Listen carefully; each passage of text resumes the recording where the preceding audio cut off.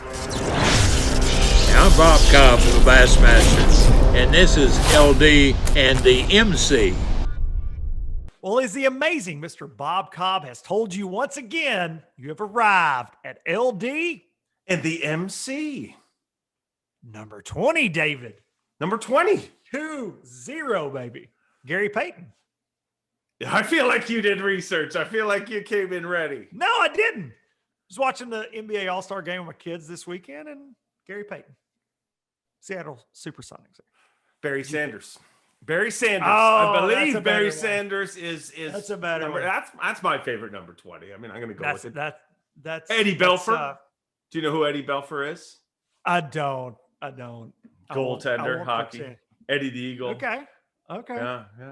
Eddie the Eagle. I like that. I like that part of it. You like the Eddie the Eagle? I like the Eddie the Eagle part. Yeah. Sounds like a fun guy. Yeah. The Eddie the Eagle, the skier. Remember that dude? I loved him growing up. I mean, do you remember Eddie the Eagle, the great English ski jumper? It was kind of like he was England's Jamaican bobsled team, basically. Okay. What they made a movie. What was the name of the little skiing squirrel? The little guy. I don't know. But I know what my mom's basement moment's going to be. These guys take forever talking about bull crap and don't jump right into mom's basement moment. Absolutely. So go. I'm going to go to mom's basement moment. I was just about to say that this is the reason we get mom's basement comments because we open shows like this. So this one came in, Dave, and I actually texted you this weekend and I said, I've got it. You were excited. I've got it. Sometimes the internet just opens up and just brings you a show opener. And this comes from Tim E. Tim, letter E. Timmy. That's all he gives us. Timmy. He says, wow. One Chinese bait company shill and a Canadian gonna talk smack about Scott Martin. That would be like comparing Luke Duncan to Scott Martin, or worse, Dave Mercer to the real deal Chris Jones. For the record, I don't even think YouTube provides results for LD and the MC. I'm going to get back to that because that's confusing. The Canadian should stop Woody Woodpecker laughing, which did and then right on cue. I'm sorry. I love it. Luke should talk to the mic instead of leaning back and being inaudible. Mercer, I'm going to throw that part of it to you right now. Okay. Tell him why I'm inaudible. He's number one. He's not hit the rest of this crowd. He's not inaudible when he leans back. He's inaudible when he eats his microphone, and I'm perpetually yelling at him. So you say what you want about our show. Say I suck. Say that Chris Jones is 100 times better. And wow, I totally agree. But on top of that, don't you ever tell him to freaking stop backing up from his mic, because it is my plight in life to constantly beg him to not eat his microphone and overmodulate. But hey, everybody's got an opinion, and we never said anything bad about Scott Martin, so I don't know where he got that from. Not at all. But I will, I'm sure, in time. Well, and what's funny is he followed this up with a comment that just said, "Just my opinion," which I feel like people think it's just okay to say whatever as long as you go, "Hey, no offense, no offense, you're a piece of crap." No, just my opinion. Just my opinion. One thing I want to address, the Chinese bait company shill. I guess you're talking about the fact that I talk about 6 cents a lot. And I commented back to this guy and said, dude, you would be really surprised, I feel like, to understand that everything you buy in life, for the most part, is not manufactured in the United States of America anymore. Sad. See, now that's a problem with you, Luke Duncan. Yeah, that's a problem. That's a problem. That Chinese virus and them Chinese crankmates, you son of a bitch. So anyways, I had to read that one for you.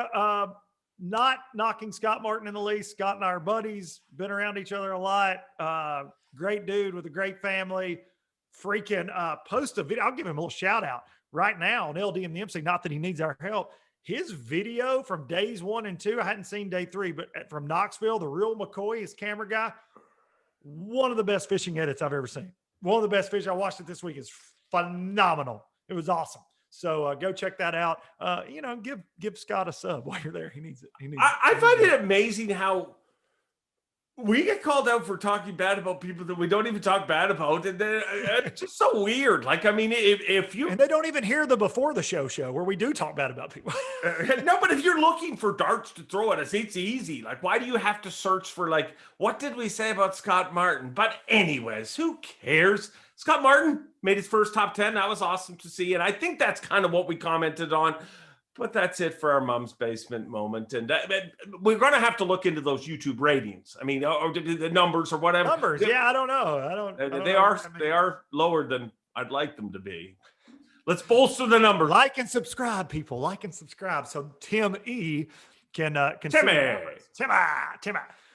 So from one guy making a top 10, there's Scotty, too hottie, to a guy coming from 10th place to win the Bassmaster Open. You see what I did there? Did you like that? I don't Pro stuff, buddy. That was very, very good. Very good. But what wasn't good is your bull crap on LBL. I mean, number one, I mean, I will admit that the first time I seen Keith Tuma make the charge, I mean, know me. You know me. I mean, I just want a fun name to say. And Tuma is going to be so much fun to say. Do it. But do it. Tuma is a lot different than what you said. I mean, I did think of the Schwarzenegger thing, but I am the king of cheese, king of fromage, but I would not stoop that low to say that to him. Sure, you wouldn't. No, I'm like, what? I have standards. I mean, I'm no Chris Jones, evidently, but wow, you're not. I'm not. As he said, but dude, I mean, an incredible performance, biggest bag of the tournament, I think 26 pounds, 2 ounces on this final day. It's a good day to catch it. Wow. You know, and it's incredible. I mean, a great performance and a fun name to say. But yeah, I mean, go ahead, do it. I'm not doing it. Not doing it. I'm not doing it because you said I'd do it. So I'll never do it. You ruined it. Keith Tuma. You're going to do it. Yeah, but that's. You're going to do it. No, I'm not. I'm going to say Tuma. That's pretty good too. That's better, right? It would kind of be like what I said. No, be like what I said, and you won't give me any credit. That's fine. Do you realize how sick of that he probably is? Like, do you realize how if your name is Tuma? Yeah. Oh, it's Keith. It's kind of like me, Luke. Everybody that comes up to you that says, "Hey, Luke, I am your father," they always think they're the first person. You're like, "Yeah." 37 years of that, man. Yeah, awesome. I was born the year Star Wars came out. Cool. Glad we could do this. So Keith Tuma probably gets tired of that. Dude, while I was perusing through the Bassmaster.com website, I had an idea for a topic. I want to throw it at you. Everyone, FLW does a really good job with this. They always have. Bass does a really good job with this. But these top 10 bait slideshows. Yes. Got me thinking. Very popular, and I look at every one of them. I don't care if it's a college event federation, all the way BF. Like, I look at them. I'm fascinated by people's, all their setups and things. But I got to think, because pro fishing, you know how it is a business. It's a business for some, obviously. Dave Mercer, you live in the tournament realm. Do you think pro fishermen are honest all the time in those top 10 baits? And what I mean by that is, do you think that if John Doe, I won't say any names because I don't want to hurt anybody's feelings, he knows that those Bassmaster photographers are going to be in that boat that morning, maybe shines up his sponsor bait that he's not using and says, "Oh, of course, I'm using this." How much of that goes on? We want to know. Comment below also what y'all think, but I want to get it from the MC himself. I think that goes on a lot less than people would think. Okay. Now, I would say that answer has changed drastically over the last, 5 years. Since live started, really, it's been an evolution. We've talked about that, and I don't think it was just for the anglers, but I think the bait companies too. I think there was some bait companies held in check where before, when you're not watching everything that happens, it's easy to say, "Well, why didn't you throw the?" Whatever, you know what I mean? Yeah. And when you can actually see it all go down and you see the yellow, you know what I mean? Bait companies have had to fill some of the gaps in their holes. You know what I mean? For sure. Gap, whatever I was trying to put a little cock in the hole. Oh, it's all getting worse. It's all getting worse. I mean, I'm just saying the Gap, they had a little, and it Ladies and gentlemen, this has been the last LD in the MC. What? That's what's going to ruin us? That? Maybe. The old cock in the hole. Hey, cock's one of the most important things you have. You don't have good cock in your house, and it'll be drafty, I'll tell you. I just don't know what we're doing anymore. It's true fact, my friend. I mean, drafty windows. Well, you Canadians, and you're cold. So what I'm saying is, in the past, there was times that I think anglers did tell little fibs, and I think that it still happens today, but to a much lesser degree, because I mean, you just look like an idiot, because we also live in a world where everybody wants to check everyone. Mm-hmm. I mean, just like we didn't say anything bad about Scott Martin, but somebody's on here saying, hey, you said something about Scott Martin that I didn't think was positive.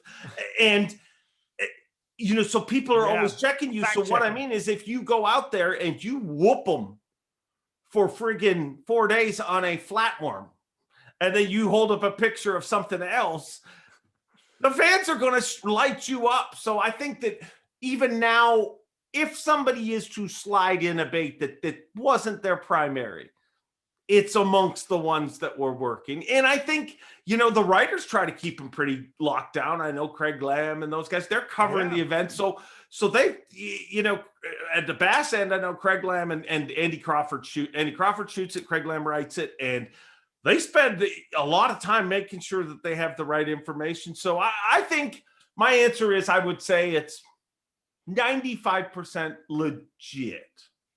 Okay. I think. Humpers. I want to know. What do you think? I'm 50-50 on it, I think. I'm 50-50 on it. And I think that in that 50, how can you be 50? You're 50% of them are right? Is that what you're saying? I think as far as brand is concerned, yeah. You think 50% of the baits in the top 10 are a lie? Not a lie. I think the technique and I think the style of bait is dead on. But I think that if you're holding up a Yum Dinger because you're sponsored by Yum and you caught every one of them on a Gary Yamamoto Cinco, that kind of stuff happens. I know it happens. It does happen. And it happens for good reason, right? Like I understand why people do it. Do I think it happens less now? Absolutely. Happens less now than it's ever happened. And to your point, it's because of filling those holes, baby. It's because those bait companies are, and the bait companies are more lax about it now, I think. They understand that guys have to use whatever tools they have to use. But I still think as a sponsored angler, you have this inherent sense that you need to always represent. And if you get that chance, those top 10s are so damn hard to come by unless you're freaking Patrick Walters, who makes one all the time, or Greg Hackney now. You've got to, that's your time to shine, and it's your time to expose, okay. One other quick thing in this. So it's like you said, even if it's not what they're catching on, they might throw something else in there. I think when you see the bundle of rods, you got the 6 rods, and they make sure they get in there. Oh yeah, I caught them on the firecracker, blah, blah, blah. And that they never threw it all week. I found them on this one. Yeah. But they wouldn't bite it in the tournament. I didn't wait. None of my way fish came off of this. I called them all out, but I damn sure threw Ricky Don's hey, code dunk 10 to get 10% off at Ricky Don. I think that definitely happens, man. But I think that fishermen are more honest now than they ever have been. I mean, there's so many examples of it too, though. Look,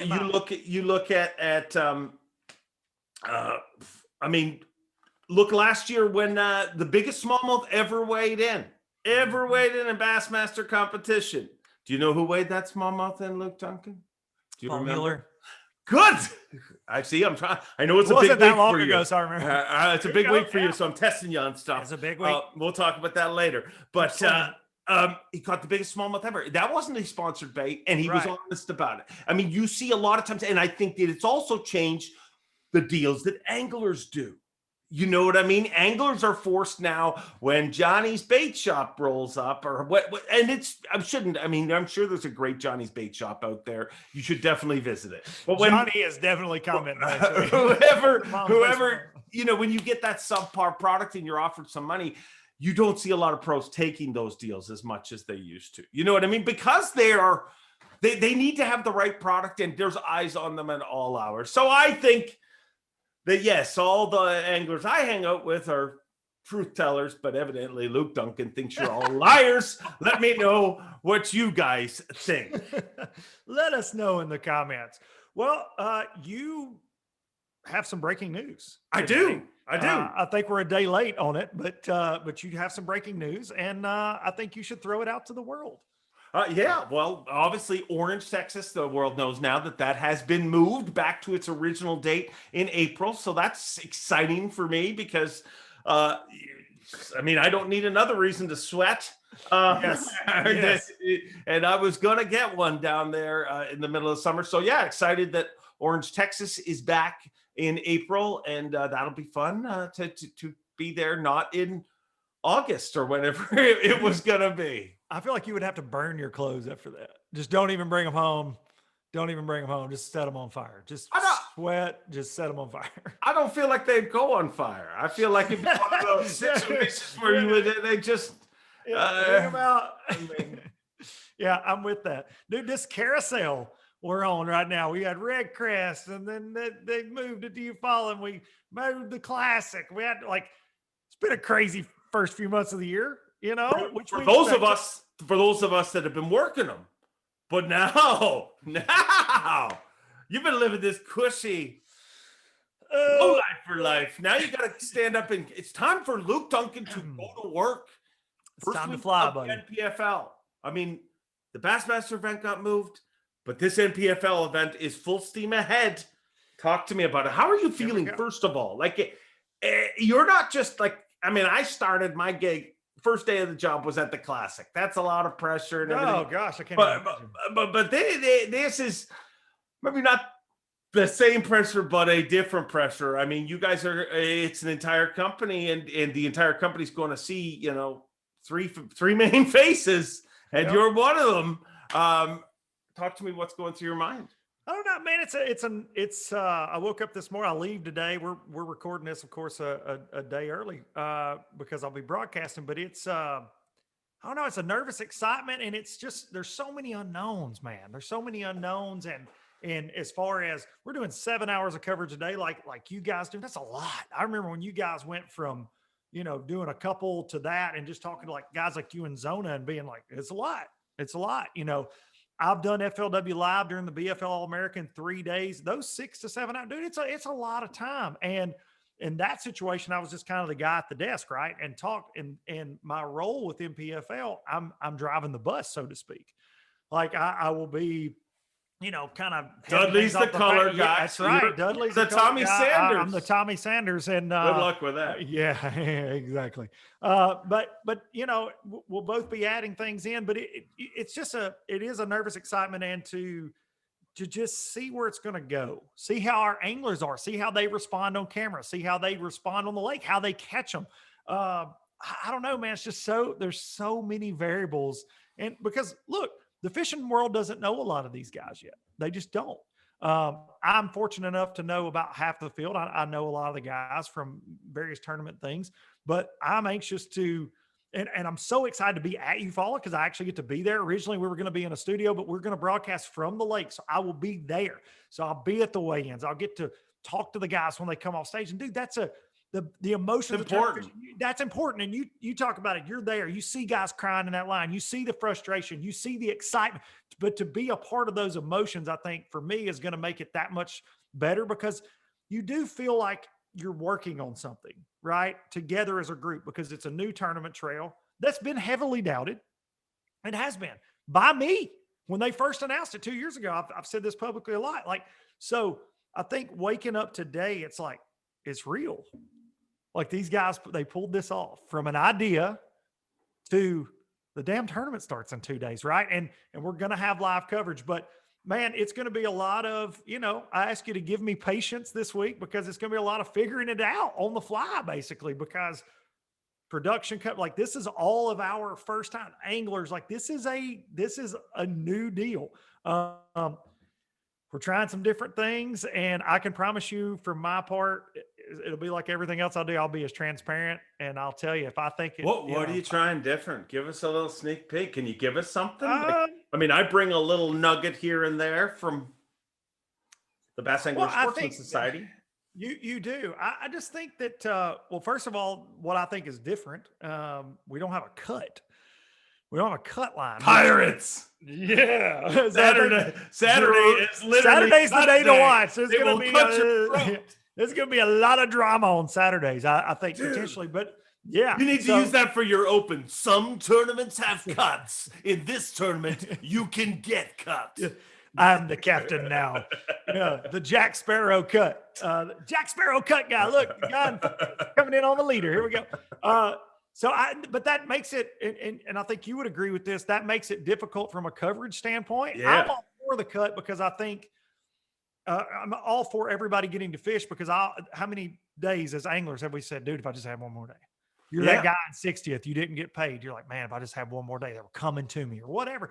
Maybe you get to bump up and get a check and points and, get out of there with that good mindset going into the second tournament. So I think that's good, but it does lend itself to, confrontations and different things, and it makes the coverage difficult. So I think you would definitely agree with me on that. But it also, think about this, and this is something that I think MLF does a good job of. Those cut lines are intense to watch. That bottom guy, because the top guy, maybe he's blowing it out. Think about Gussie. You got Gussie. It's over. It's over. They showed John Cruz running down. You know what I'm saying? Like you struggle to. It's like the rest of the tournament's tough. Gussie blows out. What do you do? What do you do? But we have 10 cameras. We'll have 11 with a roaming camera. Have Fat Cat out on the water. But think about, dude, you can go to the guy that's fighting for a check. Maybe you drop down there. Like it opens up coverage opportunities to get that emotion from the guy. No, he's not fixing to win that first trophy. No, he's not fixing to win the 50K. But maybe he was 80th the first day, and then he jumped up to 60th, and then that last day he's got a chance to get a check. Like I think that storyline is always the story that doesn't get told as much. I feel like so I'm excited about that part of it for sure. Telling all these guys. So confusing to me. We're telling the stories that nobody tells. Dude, listen, it's like writing a song that's never been written. All the stories have been told. It's fishing. You just gotta. I'm excited to see. It's just about the people. It's just about the people, though. You know that better than anybody. It's about the anglers that put their life on the line, that have their own unique stories. Our job is to tell that, right? And that's what I hope comes across this week is that we have great stories, great storylines within the tournament, great storylines with our anglers, and that we get to tell it to the world, like the fishing world. I hope that's the case. I'm excited to watch it just because it's more pro fishing. It's another opportunity for people, and I'm excited to see what you guys do, coverage wise. And I'm excited for you. You know what I mean? I'm excited to see my buddy in this big week, and I'm going to give you some advice, dude. Here's the only, because people gave me lots of advice and different crap, and none of it, like most of the advice was don't F up. Really, that is honestly. That was Zona's advice to me. Yeah, that's a long-standing me, Zona, Kevin. That's literally what we call each other and tell each other before. Kevin got inducted in the Hall of Fame. I hugged him, and that's exactly what I said to him in his ear. I mean, that's our advice to each other. And that is the advice that I'll probably text you right before you start. Thanks for ruining it. Please do. But I will tell you, man, dude, the honest truth is just be yourself. Be, you know what I mean? Like, I think the biggest mistake that people make, and I think everybody makes this. I mean, I remember when I first started doing stuff on television or whatever, everybody tries to be somebody they're not. You know what I mean? Somebody that they grew up watching, or somebody, be yourself, because that's who you're going to be. And if that bombs, you know what I mean? Because trust me, you gotta own it. Yeah. Me being me bombs a lot. But I learned a long time ago that, I'd rather bomb being me than bomb pretending to be somebody else. You know what I mean? That's me. And when you're being real and you're putting it out there, generally people respond pretty good. So I think which you guys are going to bring a very interesting It's gonna fold be to it. interesting. Really, I do. Yeah. I do feel like it's going to be a very. I mean, Dudley is great to listen to. Fat Cat's awesome. You know what I mean? I really think that you guys take Fat Cat's the one. I mean, I want to see how Fat Cat. You know what I mean? Absolutely. Like can't always be boom goes the dynamite, and he knows That's that. And but I know that he. Here's the thing I know about Fat Cat. Fat Cat's like me. He's an idiot who loves this sport. He loves this sport so much Absolutely. so that he is passionate enough to freaking take his shirt off and high kick and do ridiculous things to get noticed. Now, you can look at that in one way, but here's the honest truth.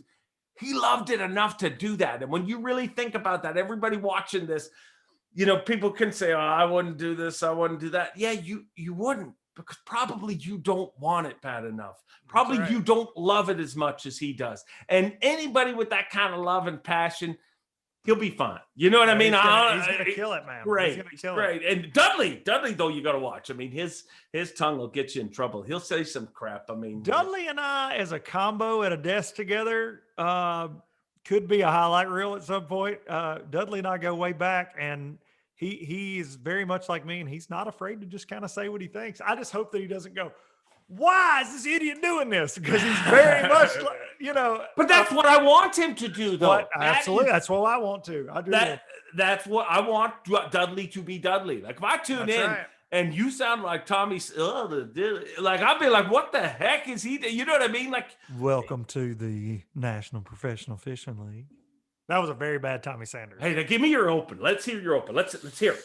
No, just try. I don't it have right one yet. Okay, well, let's do it together. Dude, I gotta do. Okay, what do you think my open should we're coming down in 3, 2, 1. Welcome, friends and neighbors, to the National Professional Fishing League's inaugural event at Lake Eufaula. Dave Mercer is not here because he's not qualified, frankly. You were going to say my name in the first 2 sentences? Yes. I hope so. I hope so. Oh. I'll be honest with you. You just got me thinking, like, I don't even have an open yet. I don't have an open. I hadn't worked on that at all. Yeah, probably got to get that before. I don't know. You know, I need a catchphrase. Give me a catchphrase, Dave. You're a good catchphrase guy. Give me a catchphrase. I'm like, you know, something I can just like go into breaks. And I have no idea what give me one. Give me one. Give me a suggestion. You guys put in the comments. Give me in the comments. You should say boom, hey. And then Dudley should say, goes the dynamite. Dude, we can't steal from Fat Cat. Why? What if we go like this? Why not steal from your boom? friends? And Dudley goes shakalaka, like we do. Bring it. I'd love it. I would love that. I would love the comments on there. Oh my God, look at these guys ripping off Mercer. That would make me so happy. I think I'm just going to. I think you'd be shocked at how few would defend me.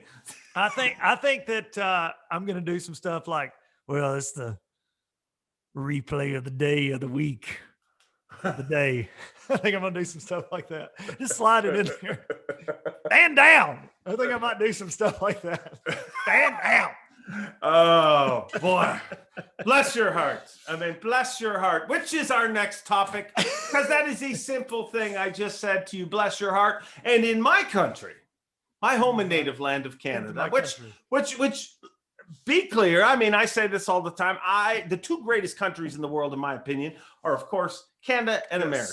And I am lucky to live in one and work in the other. It is incredible.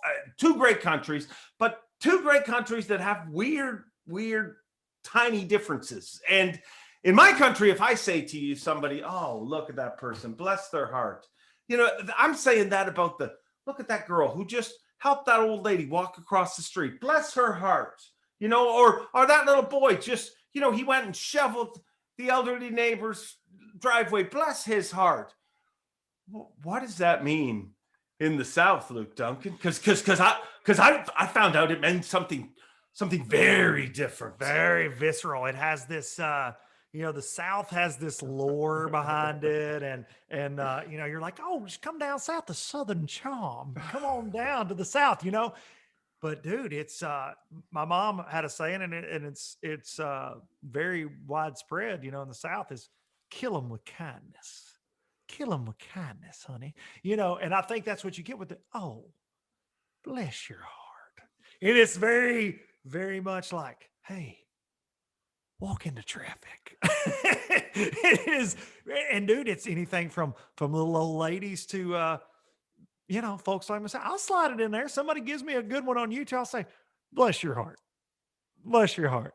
And it is very much kind of like just a little pat on the head, just a little passive aggressive, little Southern charm, little Southern dagger coming at you. I bet Overstreet would have a great bless your heart story. He's probably used that before and heard it used in an insulting way very, very, very, very, very many times in his life.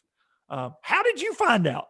Did you see me say that, or did you have somebody like that in Knoxville say, "Oh, Mercer, bless your heart," and you knew, you just saw it in their eyes that they were like, "Get this Canadian out of here"?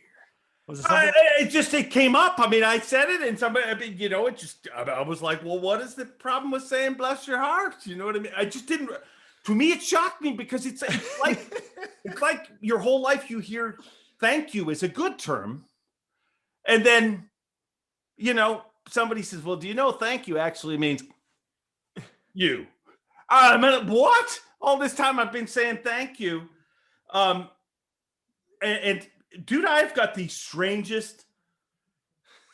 The red phone. No. This is the strangest thing that's going to happen here live, potentially here in a second. But we'll just keep on talking around, and I'll explain it after it happens. But I may have a visitor joining me here in the room. Here, I got a text. Dude, it is the most bizarre, weird situation ever. Bless your heart. We'll see if it develops. We'll see if it develops. Bless your heart. We will see if it develops. That's my Ron Burgundy, bless your heart. It goes both ways. In the South, I will say there are these sentimental, sincere, bless your hearters out there. But then there are they're throwing it. They throw those daggers, bless your heart daggers. You hear that a lot. That passive aggressive, bless your heart. I think that that's definitely a very, very strong insult. This is no joke what's happening here. This text. So my wife, dude, this is how messed up. I love our countries, but this is how messed up our situation is. Dude, a year ago was the classic. And this is... Yeah, party down. Dude, I'm getting texts. There is a police officer at my house right now, no joke, because they're making sure I'm home because I'm in freaking quarantine. Dude, shit. Dude, I just said to my wife, I said, send him in. She said, there's a police officer. He needs to see you're on the premises. So I'm going to open the door. Is that okay that he can see you? And I said, sure, tell him to come in, but we are live. There. Just looking for Dave. Okay. Is he here? He's here. Okay. Yeah, he's in the shop. Okay. It's a COVID check, so RCMP sends it to us. It'll take. Can you hear him? I literally just need to see him Okay. to know he's here, and that's it. She said, he's okay to hear you. So evidently they were outside of our door. He's good, just left. So dude, like this is the world we're living in. Like it's messed up. And dude, I haven't talked about this. Look, I'm sweating now. That's how mad I just got. What?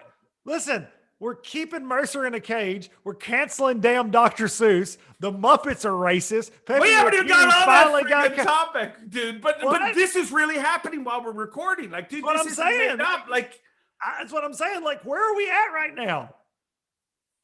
Like, you told me the trouble you had getting back into the country. Embarrassing, dude. Like, it really, the amount of money that's being wasted. Think about, making sure people are staying. Like, dude, I've done the right thing from the start. I've had 27 friggin' COVID tests. Like, this is the second dude that showed up to make. It's really. And it's a police officer.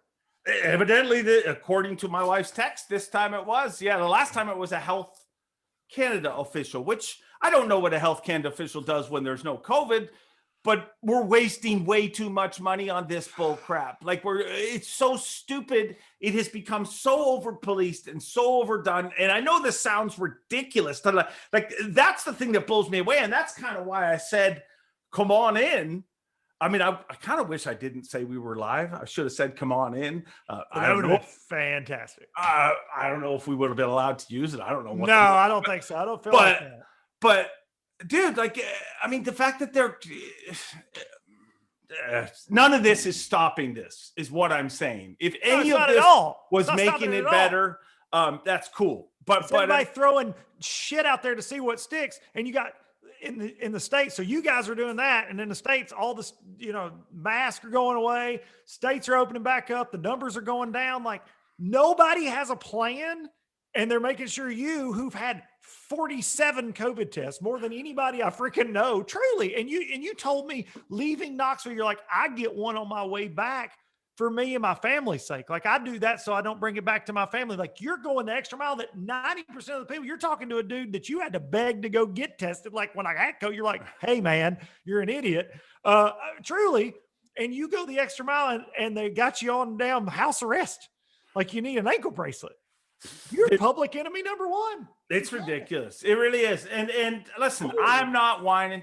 Trust me. Don't. I'm not Prince Harry in this. I mean, I am not having an Oprah interview and complaining about my situation. Not that I'm making light of that.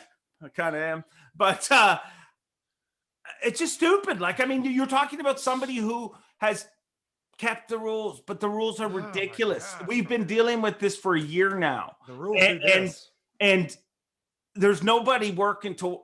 I mean, let's freaking carry on. I don't even know why. Like, look how that throws you. Like, I mean, dude, but think about what that feels like. Like, I'm in my house where you've told me I'm supposed to stay to be safe, and now you're knocking on my door to check. Like, what did I do? How long is the quarantine from, like, what do they tell you, 2 weeks or something? It was 14 days. So, I mean, I guess but to me, it's. And not because you had COVID, because you came to the United States. Oh, because I came work to the United States. Your job. To work, yeah. To bring your money back to Canada to then spend it. To pay taxes in Canada. Like, it's insane. And I know that just me bringing this up is probably going to start a bit of a firestorm in the comments. I'm not trying to get away with anything. Trust me. All the guys that have crossed the border, we are thankful for the opportunity to continue to do our job. We've done everything that they've asked to do, but it's just at some point you're like, this is ridiculous. Like, at some point, a police officer roaming down the halls of your house with your wife's a little much. Yeah. I'll say it for you, Dave. So I had 3 COVID tests during that last trip. I had one before I left. I had one 72 hours in Knoxville, but 72 hours before I came back. I had one when I got back. They gave me 2 take-home tests, dude. Take-home tests that I'm supposed to do via Zoom with some, like, the amount of money that's being spent. Those tests alone are $700 a piece. That's $1,400. I mean, dude, it's just unbelievable the amount of money that's being wasted. And my point isn't that this is little and this is something that we shouldn't be doing. My point is that this is stupid.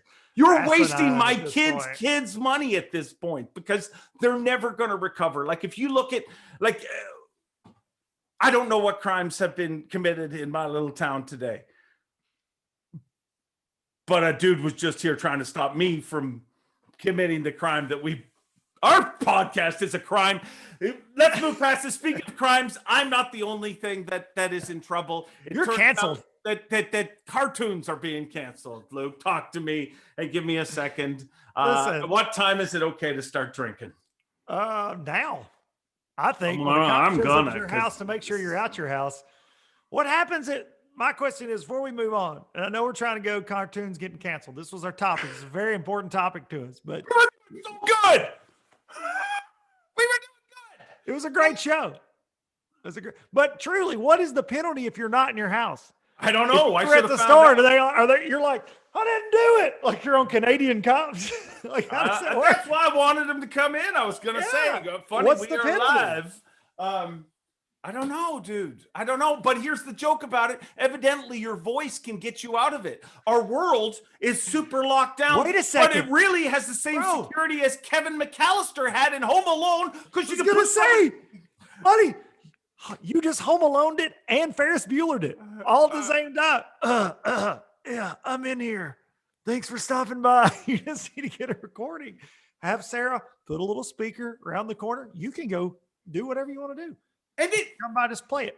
And let me be clear before we leave this topic, because I know that this wasn't a topic. I would like to just say this is not a topic. No, I didn't want to talk about it. It's funny because we actually, before this, we were like, yeah, it's been a year since COVID, since the classic. And We weren't even going to bring it up. we're going to bring it up because we want people to get negative, and then the cops show up. And this is not, I like the cops. I have nothing against the cops. I mean, I could only imagine how pissed the cop is that I got to go knock on Mercer's door. I mean, I got in this to bust crime. Bad boys. What you gonna do? What you gonna do when they come for you? Okay. Is David home? This is bizarre world, dude. Dude, how is this even I freaking don't happening? know. Like, it train wrecked everything. I'm glad it was captured by video and audio forever, because I don't even know what to say. I don't know what to say, but I guess we can hit our last topic, and then I'll let you go. Oh, it's good. Put on your ankle bracelet. I'm home. They heard me. We As long as I have a recording of me talking incessantly, which would be hard to find. So just play your podcast in your office, and you can go wherever you want, Canada. Oh, me. Holy hell. This is play your podcast. Start a podcast. Canadians. Just thank God I started a podcast. It turns out that I'm going to. This really saved your life today. All I'm going to say is Tennessee. Because I totally would have been out fishing. Tennessee. Lots of land, lots of freedom, lots of glory, Dave. Think about that. Tennesseans went to Texas. Remember the Alamo. Remember that. Tennesseans are good people, David. And I love Tennessee. Just think about the studio we could have. Just think about the possibilities. You imagine the complex we could build? I'm telling you. Just think about it, Dave. Just think about it. I'm throwing out there. I speak on behalf of all Southerners. We would love to tell you bless your heart in person as much as we could. Tell that cop that. That's why I wanted him to come in secretly. I wanted to be like, thank you, officer. Bless your heart. Ding. So anyways, cartoons are canceled. You're so pissed now. This should be a great segment. It should be. Yeah, cartoons are canceled. Talk to me about it. What got canceled, Luke? It was your topic. Yeah, it's my talk. Dr. Seuss, first of all, we're canceling. The Cat in the Hat. Yeah, we can't. The guy that brought us the Lorax and whatever, we're canceling him. He's done. We removed 4 or 5 books, which in fairness, I haven't read any of those books to know whether they're racist or not. And his family decided to do it. But like, we're digging at this point. The cancel culture is just digging. Like, I'm all for what's right and what's wrong, obviously, but like, we're just digging. Like, think your history. Like, we're just, Pepe Le Pew. Hey. Pepe Le Pew. Let's get Pepe out of here. He was chasing that. Well, yeah, we all knew what he was trying to do, right? I acknowledged that when I was like 12 years old, but now you're like, oh, that was bad. Oh, it's bad now? It's bad now? But also, like, what's the last time?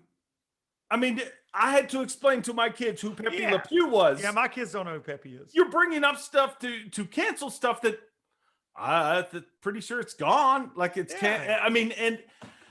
not that I think, I just think it's ridiculous, dude. Like, you know what I mean? And I'm not like what the situation you're in right now. It's that deal, dude. It is like, we're just everybody's woke.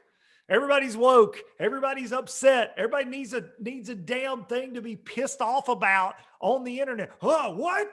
The Muppets? Well, those grumpy old guys, I like them. Oh, I love the Muppets, man. You cannot. Hey, listen to me, cancel coach. You will not take the damn Muppets from me. But stay away from Kermit. Here's what I don't understand. And trust me, I do believe that there is a lot of things. Like, if you look at a lot of things from our past, there's a lot of things that had horrible racial overtones, horrible sexist overtones, horrible, offensive to really anybody. Except for white middle-aged men, basically, I guess. Yeah, I would agree with that. But it was their fault. But I also would say that cartoons are also, you're talking about an environment where a guy can paint a black circle on a wall and it becomes a freaking tunnel. Right? Oh my God, you killed Kenny.